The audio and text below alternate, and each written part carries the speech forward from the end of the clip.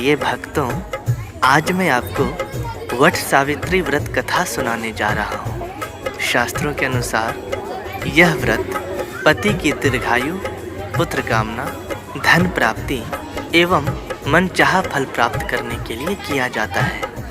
देवी भागवत महापुराण के 12वें स्कंध में ऐसा वर्णन आता है कि माँ सावित्री व्रत के प्रभाव से ही सावित्री अपने पति के प्राण को यमराज से वापस लाई थी। तभी से इस व्रत को सभी महिला भक्त करती आ रही हैं। आइए वट सावित्री व्रत कथा सुनते हैं। हम वट सावित्री व्रत की भक्तों कथा सुनाते हैं, पावन कथा सुनाते हैं।